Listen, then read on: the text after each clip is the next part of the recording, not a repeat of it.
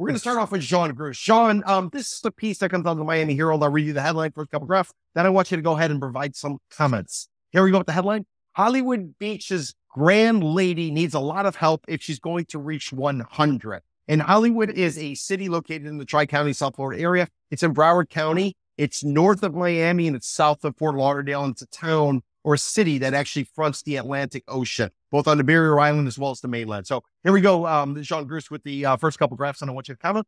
One of the first things 96-year-old Barbara Hogan did when she got her first paycheck from working at First National Bank of Hollywood in 1946 was to go to Hollywood Beach Resort Hotel. And here's a quote from Miss Hogan. They had beautiful shops out there, and I bought a pair of shoes. I thought I was somebody, she said with a chuckle.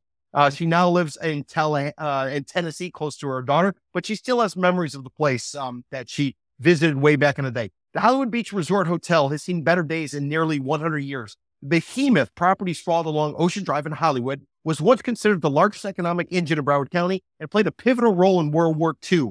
Clive Taylor, president of the Hollywood Historical Society, said, and here's a quote from Clive. Clive says, the Tobin family that owned it kind of switched their business model and made it a convention hotel, Taylor said. So anything that ever happened in this area was important or of any kind of significance that needed the right backdrop or meeting space. It happened at the Hollywood Beach Hotel.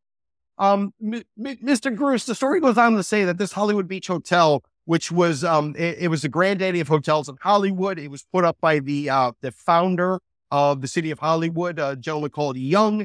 Through the course of time, it actually served for a hospital.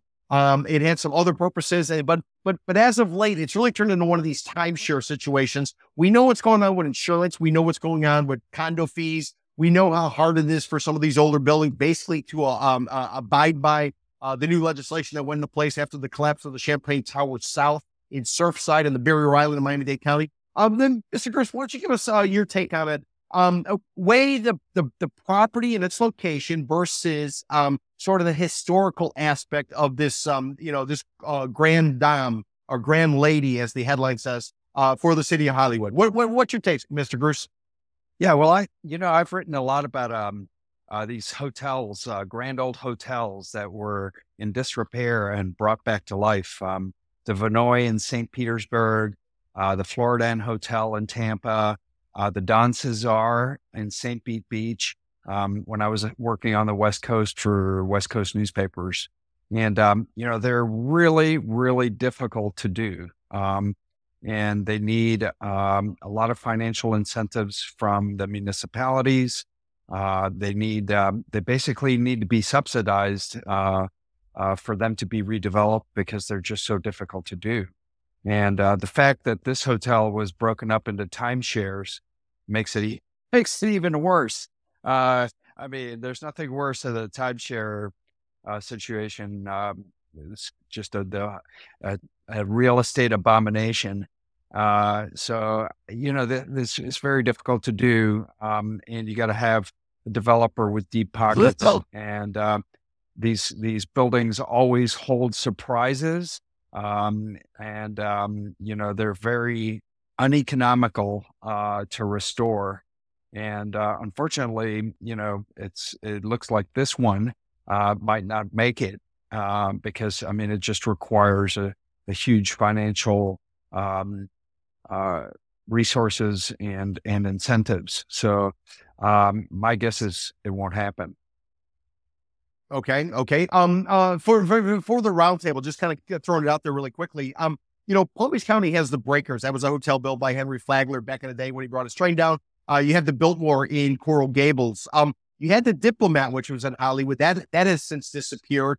Other than this Hollywood Beach Resort Hotel, is there anything else in Broward County? And if so, and if not, why? What is it about Broward County? Is it simply doesn't care about its history? It doesn't have the financial wherewithal in terms of the governmental leaders as well as the locals? Or what would be the takeaway? Anybody in the roundtable want to throw something out? Well, I'm trying to think of another hotel in Broward County, and fact is that, that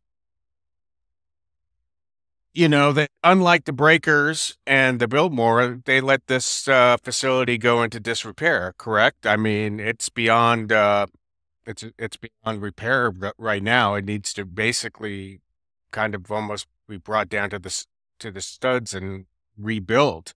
I thought it was interesting, this timeshare element, but I mean, we had a co-op on in Delray Beach, and it fell into disrepair.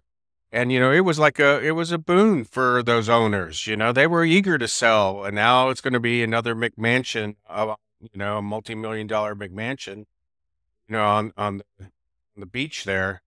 One thing that I found interesting, and I agree with Mr. Gruss, that it's not going to happen, is that there's already litigation. It seems that with these big projects that people who are not getting a piece of the pie, then they just sue. You see this in Miami. I mean, you see it, with what happened with Marine Stadium. You see it what happened with the Rickenbacker Marina and the Rickenbacker project. And then municipalities get kind of gun shy. They don't want to, think about even subsidizing, because it's all involved in litigation, and it just kind of just sits there for years or even a decade or more before anything could get done. And that's what I see this thing kind of just being a black hole there. A black hole, unfortunately. So we'll have to see what happens going forward.